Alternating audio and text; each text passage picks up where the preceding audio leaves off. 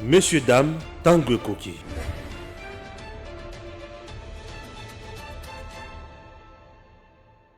Voyager, inutile de se tracasser. Arcis Style de Rêve, une boutique d'habillement et salle de mariage vient donner solution à vos inquiétudes. La boutique offre des articles de qualité 100% Turquie. La boutique dispose des robes pour mariage civil et religieux, y compris tous les accessoires, de vestes cérémoniales et de bureaux de grands messieurs, des robes de soirée et habillement de grandes dames, des chaussures basket, perpètes et mocassins hommes et dames. Arcis Style de Rêve n'a pas oublié l'habillement des tout petits de 2 ans à 16 ans. Arcis Style de Rêve livre également dans toutes les provinces de la République démocratique du Congo. Arcis Style de Rêve a des chemises de classe et tenues de conférences. Comment retrouver la boutique Arcis Style de Rêve? Elle est située sur la 8e rue Limité Industrielle, plus précisément en face du ministère Amen, sur Facebook. Arcis Style de Rêve sur WhatsApp 081 198 83 11 09 95 99 00 96. Arcis Style de Rêve, c'est la réalité dans le monde de la SAP. Arcis Style de Rêve, c'est la classe. Messieurs, dames, bonjour, bienvenue dans votre émission Tanguy Koki. Sachez qu'aujourd'hui nous parlons d'une grande thématique qui fait parler beaucoup de Congolais. C'est cette guerre qui existe entre Ngoï Kassanji et Gabriel Mokia. Qu'est-ce qui ne va pas exactement entre Gabriel Mokia et Ngoï Kassanji? Parce que la bandaku Gabriel Mokia Lobi Ndaku Ezaye, il est avec le président Félix Antoine Tshisekedi depuis bien longtemps et qu'il dit que Ngoï Kassanji c'est quelqu'un, un opportuniste qui est venu dans l'Union sacrée pour s'acquérir, n'est-ce pas, de maisons et Yazali propriétaire. Qu'est-ce qui ne va pas entre les deux personnalités politiques? En fait, ce problème est bandaku et bandi quand? Qui en est réellement le propriétaire? Pourquoi Gabriel Mokia veut à tout prix récupérer des maisons qu'il prétend qu'ils ont banda kunaye? Et pourquoi Ngoï Kassanji décide, puisque tout ça qu'on a dit dans la télévision un peu partout à Zakolobake, banda kunyon soana oh ba pesi Gabriel Mokia ba botoli ezali yaye. On en parle certainement aujourd'hui avec Maître Fortuna Mukendi Isaac. On va entrer dans les détails pour savoir qu'est-ce qui ne va pas réellement na makambo etali bandako oyo ba deux acteurs politiques baza aussi na kata union sacrée bazali kobunda. Bonjour Maître Fortuna Mukendi. Bonjour Eric Chiswaka, l'un des meilleurs journalistes de la capitale. Merci. Et avec votre entreprise Edem TV. Okay.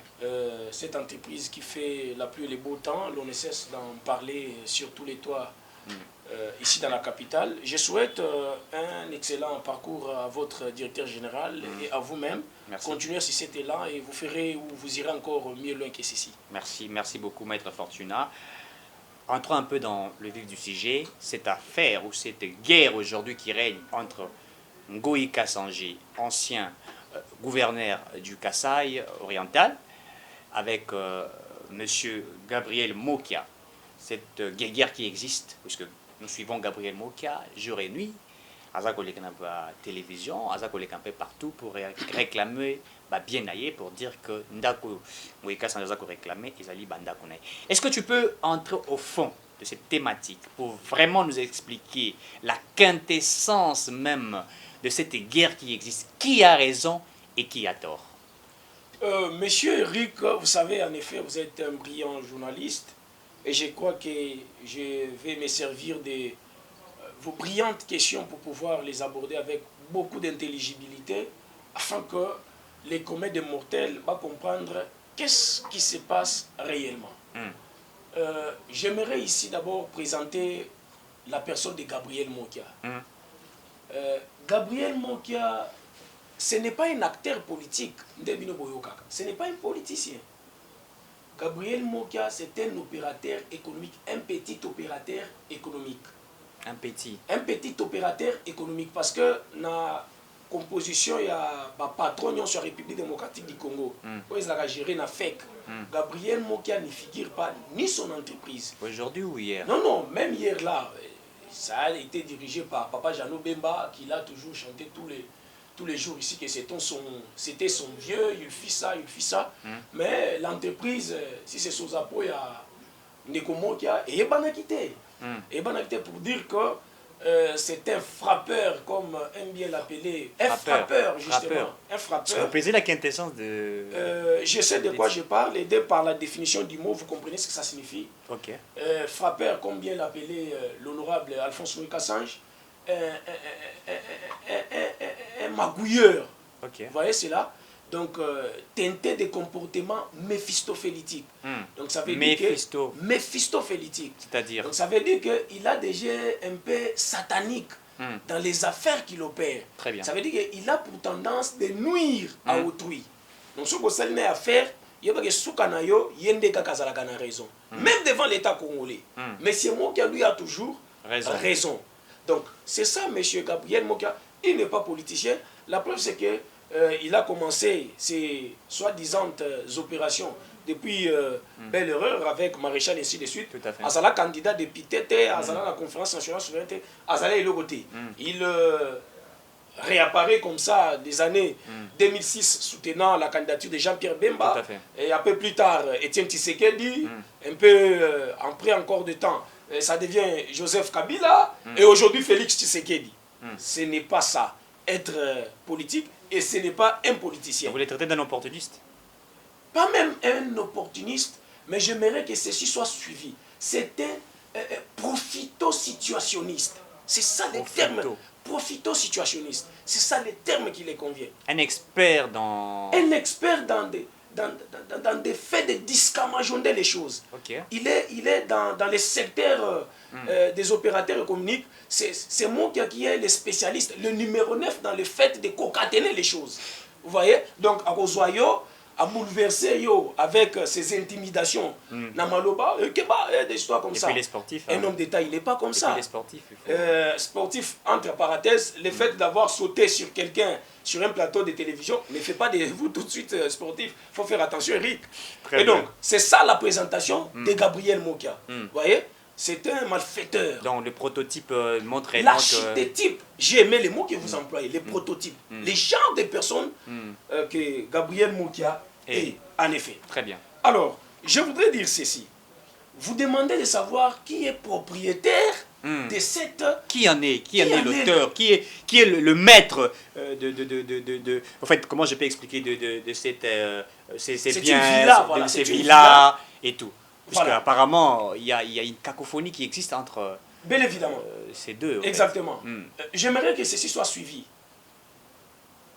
Lorsque, en 2013, mon client, dont je suis avocat conseil, honorable Alphonse Moïse Kassange, est allé en négociation avec son ancien, l'ancien propriétaire de cette concession, qui se trouve sur l'avenue Roi-Baudouin dans la commune de la Gombe, M. Zohar Keller et son épouse Jit Keller. Mon client a acheté cette parcelle en bonne et due forme. Très bien. Alors, je l'ai dit pourquoi? Parce qu'on est en matière civile. Je suis avocat et je pèse bien mes mots. On est en matière civile. Et ici, il s'agit d'un contentieux parcellaire. Il faut lire et il faut savoir qu'est-ce que la loi dit en la matière. Tout à fait. Lorsqu'il s'agit d'un meuble, ça veut dire d'une chaise, d'un téléphone, d'une voiture, d'un ordinateur portable, d'un micro, l'article 658 du Code civil des biens dit ceci, qu'en fait de meubles, possession, vos titres. C'est-à-dire le fait que quelqu'un possède un meuble, automatiquement, cette possession fait de lui Propriétaire. propriétaire. Très bien. Il appartient donc à la personne qui estime que le meuble qu'il possède n'est pas sien d'attaquer ce meuble et la personne qui détient les 10 meubles. Est-ce que ça va, c'est là? Très bien. Mais en matière d'immeuble, et j'aimerais que ceci soit suivi, en matière d'immeuble, ce n'est pas la possession qui fait de vous titres, puisque le locataire, il est possesseur, n'est-ce pas, d'une concession dans laquelle il réside, d'une parcelle dans laquelle il loge, n'est-ce pas? Mais cette possession ne fait pas de lui tout de suite propriétaire. Ce qui signifie qu'en matière d'immeuble, il y a un document qui authentifie que tel ou tel autre individu en est propriétaire. Et il s'agit d'un certificat d'enregistrement qui est fait de vous propriétaire. Un titre perpétuel de propriété. Donc si vous ne détenez pas ces documents-là... Vous n'étiez pas et vous ne serez jamais propriétaire lorsque vous n'êtes pas en possession d'un certificat d'enregistrement. Très bien.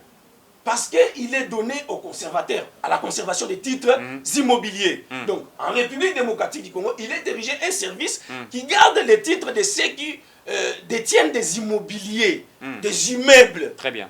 Voyez-vous? C'est comme ça que lorsque un conservateur ou le conservateur des titres immobiliers, les cas échéants, rédige, je ne voulais pas dire rigide, je voulais dire établi pour vous un certificat d'enregistrement, donc il authentifie que vous êtes propriétaire sur une parcelle bien déterminée, pour une concession bien précise, pour une localité. Il y a ceux qui s'achètent même des quartiers. Ça existe. Ça existe. Vous savez que Kabila a tout un quartier. Ah ouais, Kingakati. Kingakati. Exactement. N'est-ce pas? Ouais. Et lorsque ces derniers détiennent des documents, notamment des certificats d'enregistrement, connus même au plan cadastral, que non, c'est de tel mètre à tel autre mètre, tel kilomètre à tel kilomètre, ça fait de lui propriétaire. Et ces certificats d'enregistrement, au regard des dispositions de la loi sur la loi foncière, les certificats d'enregistrement, n'est-ce pas, ils se trouvent être inattaquables lorsqu'ils dépassent 2 ans. Vous ne pouvez pas aller attaquer un certificat d'enregistrement en dehors de 2 ans de sa possession du propriétaire qui les détient. Ok. Voyez-vous? Donc, mon client, il entre en possession de cette parcelle en 2013, n'est-ce pas? Et c'était un sujet juif, Zohar Keller, qui lui vendit cette parcelle. En 2013. En 2013. Ok. Et M. Zohar Keller, lui, devient propriétaire en 2009. Donc lui achète cette maison-là en 2009. Voilà. Et il revend la maison en 2013. En 2013. Et il y a une cause, M. Eric.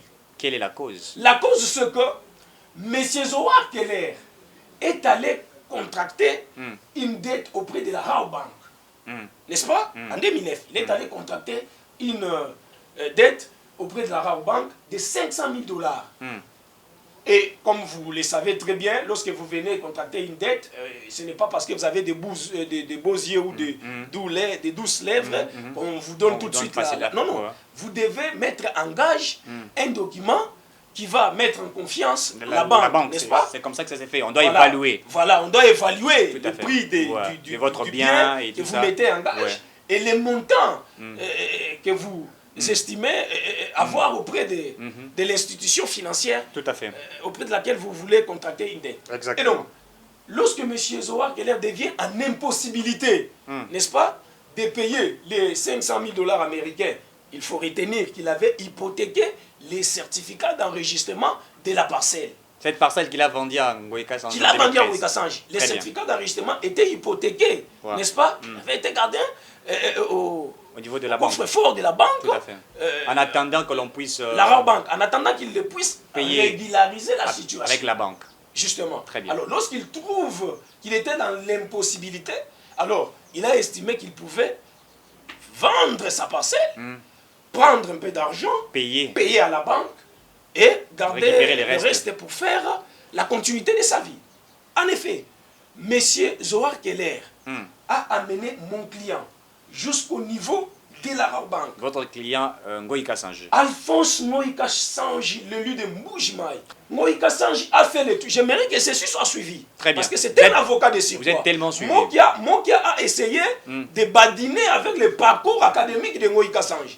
Ngoïka Sanji n'a pas le niveau de Gabriel Mokia. Je dis et je mets Mokia en défi qu'il ne sera pas à mesure de brandir un seul diplôme qui soit excédent ou exorbitant à celui d'Alphonse Ngoïka Sanji. Ah bon? Parce qu'il a dit que Ngoïka Sanji était un mauvais juriste, Ngoïka Sanji était mal entouré, je lui dis ceci, que Alphonse Ngoï Kassanji est 190 fois bien entouré que lui. Il a des pertinents avocats à ses alentours. Et avant qu'il achète cette parcelle, mon client a fait les tours, les contours, les pontours, je voudrais dire les pourtours. Il a évité les alentours. Et enfin, il devient propriétaire de cette parcelle. Il ne faudrait pas que les gens viennent badiner avec les gens ici. Parce que mon gars est en train de s'embellificoter sur des plateaux de médias, monsieur Eric. En train de proférer des mots qui ne tiennent pas debout. Mais ici, j'ai l'occasion de les recadrer. Ça va, c'est là? Non, très bien. Vous heureusement que je suis suivi. Très bien. Alors, je disais ceci. Mais veillez un peu... Avec votre permission, je l'ai fait. Parce que je vois que vous êtes déjà énervé. Non, non, il y a des choses comme ça, vous comprenez, mais avec votre permission, je vais atterrir. D'accord. Monsieur Alphonse Ngoï Kassanji, lorsqu'il entre en possession de cette parcelle, j'ai dit qu'il avait vérifié tous les documents. Les contours. Et exactement. Il est allé jusqu'à la Rabobank, il a trouvé que les certificats d'enregistrement étaient hypothéqués au niveau de la Rabobank, et les responsabilités et les responsables de la Rabobank l'ont affirmé cela. Ils lui ont affirmé que exactement, c'est pour telle raison que ces certificats d'enregistrement est hypothéqués. Mais mon client ne s'est pas limité là. Il a eu un entretien avec son vendeur. Parce que lui, il était acheteur. Le vendeur, mais chez Zohar Keller, il lui posa des questions de savoir si réellement, n'est-ce pas, cette parcelle était une propriété de M. Zohar Keller. M. Zohar Keller dit, je ne vous réponds pas avec la bouche, je vous réponds avec les documents. Je vous lis l'arrêté ministériel du ministre de l'Urbanisme et Habitat qui désaffecte du domaine privé de l'État et fait de la concession une propriété qui va plutôt maintenant appartenir à un tiers, soit un privé, au nom de Zohar Keller et son épouse Judith Keller. Très bien. Je vais vous lire un arrêté ici. Ça, c'est l'arrêté du ministre. Vous pouvez présenter l'arrêté du ministre. Il est là. Ça, ce sont des documents authentiques. Que Gabriel Moka... Il n'en a pas. Il a certainement lu ça, mais il fait semblant de ne pas connaître ça, puisque lui, c'est un frappeur. Un mafieux. Le terme mafieux me semble être très petit, mais je crois que c'est un homme habitué au jeu ibiuesque. Ibiuesque. C'est-à-dire... Teinté de couleurs saugrenues, avec la seule... avec le seul motif, le seul objectif, de nuire à autrui. Très bien. Il s'agit là d'un animus nucandi. L'intention de nuire, c'est de ça qu'il s'agit. L'intention de nuire à autrui. À nuire à Alphonse Ngoï Kassanji. Très bien. Voyez-vous, ça c'est l'arrêté du ministre de l'Urbanisme et Habitat. Très bien. Monsieur le ministre, il dit quoi? Il dit, l'immeuble battu du domaine privé de l'État, portant le numéro 3801 du plan cadastral de la commune de Lagombe, est couvert par le certificat d'enregistrement. Ce certificat d'enregistrement, qui le détient? C'est M. Moka. C'est M. Ngoï Kassanji qui détient. Ce n'est pas lui. D'abord, ici, ce n'est pas d'abord Alphonse. Mais d'abord, c'est l'État congolais qui détient ce certificat d'enregistrement. Ce n'est pas M. Moka. Ici, est-ce que vous avez entendu citer Moka ici? C'est un petit monsieur. L'État ne pouvait pas traiter avec un monsieur comme ça. Un mafieux, un malfaiteur, un frappeur. Je crois que ce n'est pas à Fayoul qu'on devait faire ça. Les doigts, on devait mettre plutôt à des frappeurs comme des Moka. On devait doiter Moka. On devait doiter plutôt Moka que Fayoul. Et ça, j'ai dit et j'ai redit. Donc là, la police, c'est autrement de voir comment doiter Moka. Ce sont des gens comme ça qu'il faudrait doiter. Alors, on dit que du plan cadastral de la commune de Lagombe est couvert par les certificats d'enregistrement numéro AL 405 folio 126 du 26 juillet 2006 et cédé en compensation. C'est-à-dire? Voilà. Heureusement que je suis devant un journaliste intelligent. En compensation de la parcelle portant numéro 4173 de la commune de Lagombe à monsieur et madame Keller. Ça signifie quoi? Monsieur Keller était propriétaire de l'immeuble situé au numéro 4173 dans la commune de Lagombe. N'est-ce pas? Très bien. Or, vous savez ce que signifie la loi sur l'expropriation en République démocratique du Congo. Lorsque pour des raisons, des causes d'utilité publique, l'État veut exproprier, il vient M. Eric, j'aimais là où tu as érigé ta chaîne EDM TV, et je souhaite ici ériger un service public ici, au sein de cette concession. Alors, vous donnez le prix, l'État donne l'argent, vous allez construire ailleurs. Mais ici, l'État n'a pas fait cette compensation en termes d'argent. L'État va se mettre d'accord avec M. Keller. Il lui dit, les 41-73 sera exproprié par l'État congolais et en compensation, l'État va donner à M. Keller les 38-01. Mais ce n'est pas fini. L'arrêté du ministériel au premier article, il sera renchéri. Voilà. Et désaffecté. C'est là d'ailleurs le préambule. C'est là où le commencement du problème. L'arrêté du ministre Lushikumouya, il avait dit qu'il est désaffecté l'immeuble battu du domaine privé de l'État, portant le numéro 3801. L'immeuble appartenait à l'État congolais, pas à M. Mokia. Il ne faudrait pas badiner avec l'État congolais jusqu'à ce point, M. Eric. Mais Mokia dit souvent que l'État a ses biens, ses maisons. Quel État? Il dit qu'il a donné des maisons à l'État congolais. L'État rwandais, l'État ougandais ou l'État congolais? L'État congolais. Donc pour lui, le bien j'ose croire qu'à à partir de toutes ces analyses, il y a même il y a belle analyse de fait que Mokia n'est même pas un Congolais. Ah bon? Mais exactement, comment quelqu'un peut quitter chaque fois dans sa case et avoir l'idée d'escroquer l'État congolais? Est-ce que vous savez ce que c'est Mokia a fait? Allez-y. Vous savez comment il s'appelle propriétaire? Comment? D'abord, c'est une concession qu'il croit obtenir par un arrêt politique qui lui avait été donné par M. Tambwe Mwamba, ministre de la Justice à l'époque, et le président Joseph Kabila. C'était un arrêt politique. C'était donné exactement quand? On l'avait roulé comme un petit enfant. En 2016, j'en arrive. Très bien. Mokia est allé hypothéquer les certificats d'enregistrement de sa parcelle de Barumbula où il vit maintenant auprès de l'Union zaïroise des banques pour chercher auprès de celle-ci 198 000 dollars. Les 198 000 dollars, Mokia devient aussi dans l'impossibilité de payer cet argent. Il a frauduleusement, puisque je l'ai appelé un frappeur, quelqu'un à qui on doit doiter. Il est allé frauduleusement négocier avec un agent auprès de l'Union zaïroise des banques qui lui a donné de bonnes informations, comment faire pour arriver à la conservation des titres immobiliers.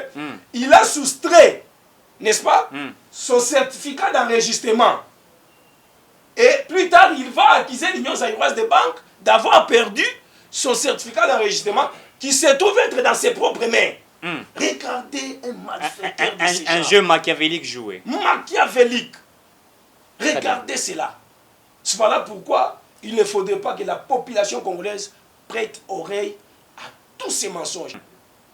Et ça ne va pas passer. Très bien.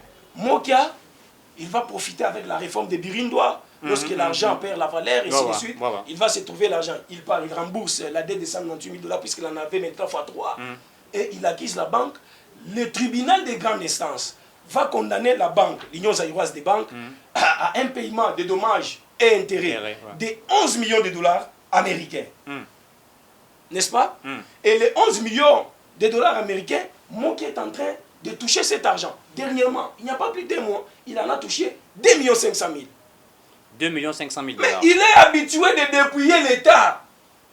Je ne sais pas comment jusqu'à ce jour, disait même mon client conseil, mon client Alphonse Roy-Kassage, comment jusqu'à ce jour, ce monsieur est en train de circuler librement, monsieur Eric. Donc Mokia est en train d'escroquer l'État congolais. Il est en train de dépouiller l'État. C'est lui qui a dépouillé l'Union zaïroise des banques. Jusqu'à aller à condamner cette banque de payer 11 millions de dollars américains. Mais lorsqu'on paye, j'ai dit qu'il vient de toucher, par les truchements du ministère des Finances, il vient de toucher 2 500 000. Comment en même temps on peut allouer un dommage et intérêt à un tiers de 11 millions de dollars américains, d'autant que tous les patrimoines de l'Union zaïroise des banques devraient revenir à la même personne. Parce que moi qui prétend, conformément à l'arrêt 62-460 qui condamnait l'Union zaïroise des banques, n'est-ce pas, de lui allouer 11 millions de dollars américains pour avoir perdu son certificat d'enregistrement hypothéqué, alors qu'il n'avait jamais déclaré la perte de ce certificat. Puisque la loi dit quoi? Lorsque vous perdez un certificat d'enregistrement, vous devez, en ayant de tels délais, faire la publicité, n'est-ce pas, déclarer auprès des conservateurs des titres immobiliers, on va vous faire un duplicata. Ça n'a jamais été fait. Monsieur Rick, vous êtes un journaliste d'investigation, vous pouvez aller faire une descente sur terrain, demandez aux conservateurs de la Gombe, il vous dira que Mokia n'avait jamais déclaré la perte de son certificat. Pourquoi? Parce que c'est lui-même qui avait soustrait ses certificats. C'est lui-même qui a joué à un jeu. C'est un frappeur. C'est un frappeur. Tout ce tohu-bohu qu'il fait sur des plateaux de médias, mais c'est de la pilule à main qu'il veut faire avaler aux gens. Mais ça ne va pas être avalé. Très bien. Ça, je vous rassure. Alors, les 62-460, l'arrêt qui condamnait l'Union zaïroise des banques, le ministre de la Justice a estimé qu'il y avait anguille sous roche, qu'il y avait tripatouillage, qu'il y avait tripotage quelque part. Il est allé, n'est-ce pas, saisir le procureur général de la République, donc le procureur paie la Cour suprême à l'époque, pour pouvoir en cassation. Mais au même moment que le ministre de la Justice saisit le procureur pour les pouvoirs en cassation, l'Union zaïroise des banques, n'est-ce pas, est allée former appel, à la Cour d'appel bien sûr. Elle a interjeté appel pour dire, mais ce monsieur est en train de dire, en même temps que nous allons allouer les 11 millions qui nous avaient été infligés comme dommages et intérêts, tous nos immeubles lui reviennent du coup. C'est comme ça que des actions ont été introduites au même moment. L'une à la Cour de cassation, l'autre à la Cour d'appel. N'est-ce pas? La Cour de cassation, à l'époque, la Cour suprême de justice, va se déclarer, va se prononcer, voudrais-je dire, pour dire que l'Union zaïroise des banques va garder ses immeubles. Mais par contre, l'Union zaïroise des banques doit payer les dommages et intérêts qui avaient été infligés à l'Union zaïroise des banques au tribunal de grande instance. Voyez-vous? Et la Cour d'appel en 2002 va aussi se prononcer. Est-ce que vous voyez? Alors, M. Mokia estime être propriétaire. Or, l'arrêt de la Cour suprême de justice, il est là. C'est cet arrêt, le RC 009. C'est cet arrêt qui avait été signifié régulièrement à toutes les parties, y compris M. Mokia, que l'Union zaïroise des banques va garder le patrimoine. Le patrimoine de l'Union zaïroise des banques doit rester à l'état initial. Mais par contre, l'Union zaïroise des banques doit faire quoi? Doit payer seulement les 11 millions. C'est pourquoi jusqu'à présent, il en touché dernièrement ici 2 500 000. C'est un frappeur, hein, ce monsieur-là, mais il faut faire 2 500 000 $. Vous pouvez l'appeler ici, qui vient de mentir ici. Mokia a touché 2 500 000 000 $. Venez d'en toucher dernièrement. Par le truchement du ministère des Finances, avec Nicolas Kazali. Voyez-vous? Alors, l'arrêt de la Cour suprême de justice, lorsque la Cour suprême de justice casse un arrêt, lorsque la Cour suprême de justice rend un arrêt, cet arrêt est revêtu de l'autorité de la chose jugée. C'est inattaquable, irrévocable. On ne peut même pas former appel, ni opposition. Applicable à tous. Et exécutoire immédiatement. L'arrêt a rendu son arrêt. Plus tard, M. Mokia, n'est-ce pas, va aller voir Sebeki, son mentor, n'est-ce pas, son soubassement, le président du tribunal de grande instance. Le président du tribunal. Le président du tribunal de grande instance, M. Pierrot Bakenge. C'est lui, une affaire, il y a Vital Kamere. Exactement. Oui, il y a Jacques Kamere. Exactement. Ce monsieur-là, juge qu'il est, il est en train de commettre des bavures insupportables. Et même le président de la République n'en peut plus. L'arrêt de 2002 de la Cour d'appel, non, pas de la Cour d'appel, de la Cour suprême de justice, les 2742, que Gabriel Mokia prétend être l'arrêt superfectatoire. L'arrêt miraculeux qui faisait de lui propriétaire, la partie Alphonse Roy-Gassange est allé saisir la Cour suprême de justice pour que celle-ci interprète cet arrêt. Il s'agissait là maintenant d'un contentieux. Il fallait que la Cour elle-même qui avait pris l'arrêt interprète l'arrêt que la Cour avait pris. Et l'arrêt interprété par la Cour suprême de justice, la Cour dit dans le dispositif que dans cette matière, il n'y a rien à exécuter. Rien à exécuter, ça signifie quoi? Parce que moi qui avait introduit une requête, n'est-ce pas, qui devait déguerpir l'honorable Alphonse Roy-Gassange, n'est-ce pas? Il est allé tribunal de grande instance introduisant une requête demandant le déguerpissement de mon client Alphonse Moïka Sange. Et l'arrêt est amené plus tard par la partie Moïka Sange pour que la Cour interprète. Est-ce que dans ce que la Cour avait dit, il s'agissait d'un déguerpissement, il s'agissait d'un droit qui n'était pas nôtre, ou il s'agissait de quoi? La Cour a reconnu les droits des propriétés cependant à Alphonse Moïka Sange, et de notre côté, dit que dans la matière dont elle avait été saisie du déguerpissement, il ne s'agit nullement d'un quelconque déguerpissement, puisque la personne qui était propriétaire de la parcelle détenait, n'est-ce pas, des documents et les titres perpétuels qui faisaient de lui propriétaire. Sur base de ça, il n'y a pas un quelconque, ou il n'y a pas une quelconque, voudrais-je dire, possibilité de déguerpir ces derniers. C'est pourquoi jusqu'à présent, le gouverneur de la banque est en train d'occuper une partie et Moïka Sange a été déguerpi.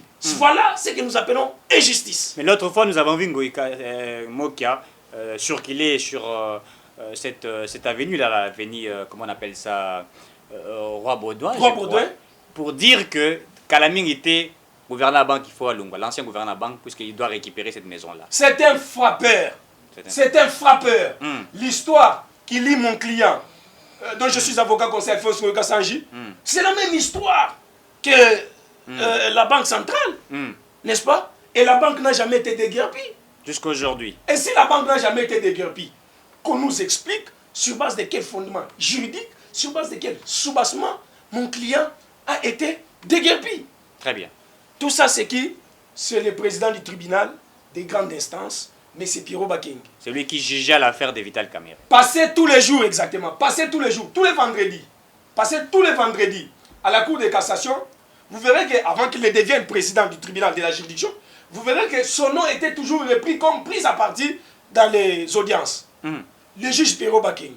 Et c'est avec son avènement que son excellence, monsieur le président de la République, chef de l'État et commandant suprême des forces armées, magistrat suprême, Félix Antoine Tshisekedi Tshilombo, est en train de décrier les fonctionnements au niveau... La lenteur de la justice. Au niveau de l'appareil judiciaire. Le fonctionnement au niveau de l'appareil Voilà pourquoi, au niveau du Conseil supérieur de la magistrature, se trouve là un avocat pertinent de carrière, un avocat chevronné, un avocat aiguisé, aguerri. J'ai cité le professeur Dieudonné Kalouba Dibois, actuel président de la Cour constitutionnelle. C'est lui qui avait même introduit la requête demandant à la Cour suprême d'interpréter l'arrêt qui faisait défaut, qui faisait débat. C'était l'actuel président de la Cour suprême, le Conseil supérieur de la magistrature, Dieudonné Kalouba Dibois. Nous l'appelons, parce qu'il connaît ces dossiers, nous l'appelons à sanctionner, à prendre des décisions sévères. N'a-t-il pas été corrompu? Non, non. Parler de juge Bakenge. Bakenge, je parle de Bakenge. Mais ça sent de la pas corruption. Été corrompu? Monsieur Rick, ça sent de la corruption. Moïka Sange a été gouverneur. Il n'a jamais... Allez à Mbujimaï. Si vous voulez, je payerai pour vous les billets. Faisons une descente à Mbujimaï. Demandez, interrogez, investiguez. L'on vous dira que Moïka Sange n'était jamais dans des conflits parcellaires. Il n'a jamais été dans... Il n'en a pas l'habitude. Et je vous ai dit, il est écrit, ça c'est le certificat d'enregistrement de mon client.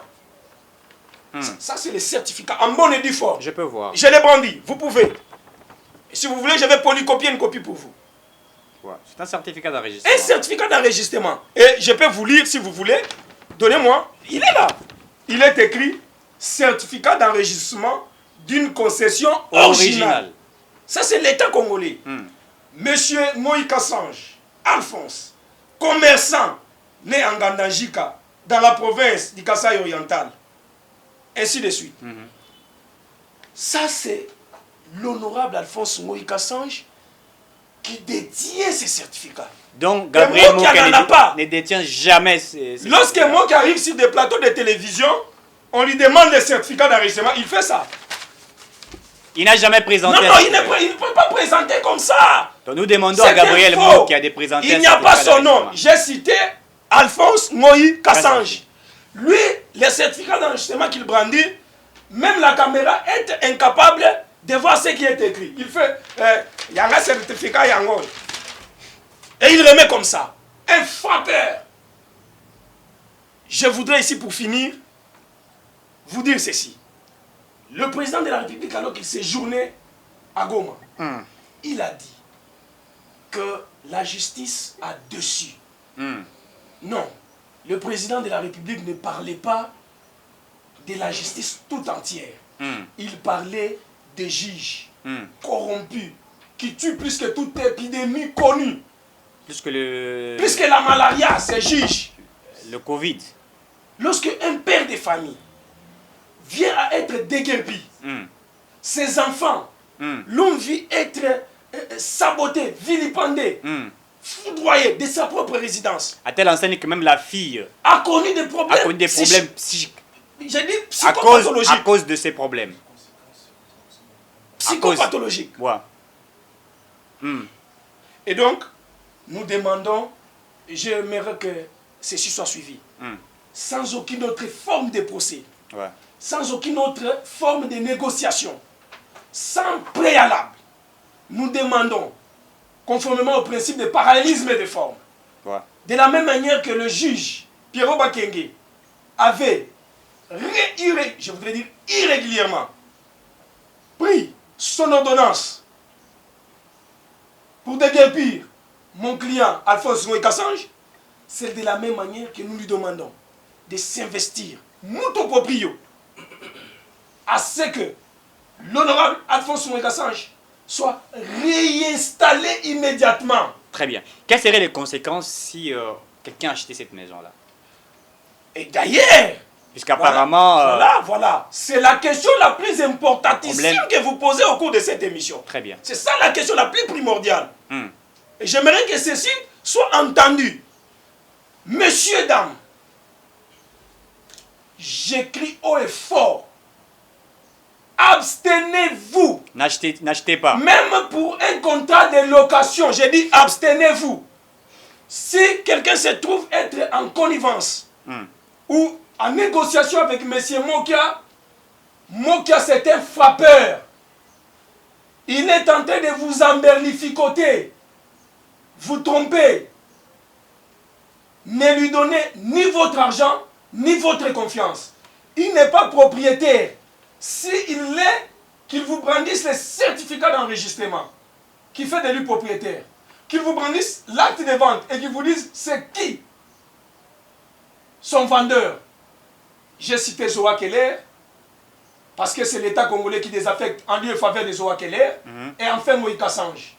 C'est l'Alphonse, mon client, l'honorable Alphonse Ngoï Kassange, qui est propriétaire de cette concession. Et donc, je conseille à quiconque va se prévaloir être acheteur ou il veut contacter la location de cette villa, de ne pas faire cela parce que il va tomber dans les Nemo ou du tour pitoudi nem. Ça veut dire que nul ne peut se prévaloir de sa propre turpitude. Très bien. Ngoï Kassange est le seul propriétaire de cette villa. C'est au seul individu Ngoï Kassange que vous pouvez aller pour négocier, quel que soit l'achat ou quel que soit les contrats de délocation.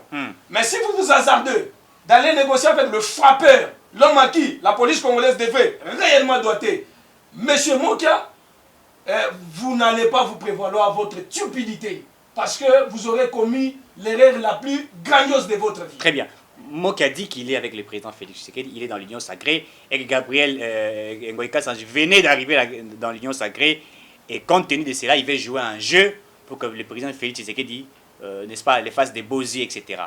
Ce n'est pas une guerre politique qui existe au sein de ceux qui... ce sont des histoires. Sacrée. Ce sont des histoires. Ça ne va pas étonner les Congolais lambda. Ngoï Kassange, avant qu'il ne crée son propre parti politique, bien même avant qu'il ne devienne président de son propre parti et gouverneur de l'ancienne province du Kasaï oriental, n'est-ce pas? Alphonse Ngoï Kassange, c'était un ancien de l'UDPS qu'il ne laissait pas. C'est un ancien de l'UDPS. C'est un enfant qui a grandi, qui a fait son propre parti. L'UDPS date depuis 1982. Voyez-vous, Ngoï Kassange est né avant les années 82. C'était normal que vous compreniez, que vous appreniez aujourd'hui qu'il était dans l'UDPS. Et quand l'enfant grandit, il fait quoi? Il a ses propres ailes. Il a volé lui-même. Il a son propre parti politique. Et en vertu de quoi vous allez lui priver vous allez priver à l'honorable Alphonse Kongo Kassange les droits des s'allier à l'UDPS parce qu'ils sont partis originaires. Très bien. En vertu de quoi? C'est M. Moka plutôt qui est à côté de son excellence, M. le Président de la République, a envie d'obtenir des parcelles dans la mafia. Tout en disant qu'il soutient les chefs de l'État. Qui soutient les chefs de l'État. Si vous soutenez les chefs de l'État, cela ne vous donne pas le droit de frapper les parcelles des tierces. Qui lui donne ces parcelles? Il a dit qui? Dans des médias. Il dit c'est Joseph Kabila. Là, il est avec Félix Antoine. Il dit c'est en 2016 que M. Kabila lui a remis ses parcelles. Est-ce que Kabila remet aux gens des parcelles? Kabila est détenteur des parcelles. Kabila en tant que chef de l'État, il ne confère pas des parcelles aux gens. Oui, il négocie aussi avec Kabila. Il a négocié avec Kabila en 2016. Et Kabila, très malin qu'il était, il dit à Tambwe Mwamba, elle faisait quelque chose pour endormir ces vilains types-là. Et on a réellement pris un arrêt fabriqué, teinté de toutes les couleurs, n'est-ce pas? De toutes les couleurs. Tambwe Mwamba va dire, nous allons remettre des parcelles de M. Moka. Lors du dialogue. Lors du dialogue avec Eden Kodjo. Le dialogue de famille Eden Kodjo. On appelle ça les dialogues de Kantchach. Très Le bien. 18 octobre 2016. Très bien. C'est en effet là que tout découle. Et mon client, se trouvant dans cette salle, n'avait ni chaud ni froid, d'autant plus qu'il ne s'agissait pas de lui. Il a balayé du revers de la main tout ce qui s'était dit là-bas. Il a balayé du revers de la main. Parce qu'il n'était concerné ni de près ni de loin. Mais plus tard, le juge Pierrot Bakenge va prendre une ordonnance. Et cette ordonnance avait été même attaquée par le président de la Cour de cassation pour lui dire, Pierrot, la décision que tu as prise n'a aucun soubassement juridique. C'est entêté. Très bien. Merci Maître Fortuna Mukendi Isaac. Je rappelle que avec lui, nous avons discuté sur cette problématique qu'il y a entre Ngoï Kassanji et Gabriel Mokia, qui se disputent certainement, n'est-ce pas, une parcelle au niveau de la commune d'Elagombe. Merci de nous avoir suivis. On se retrouve certainement à la prochaine et que Dieu nous bénisse. Merci à Lumumba derrière la caméra.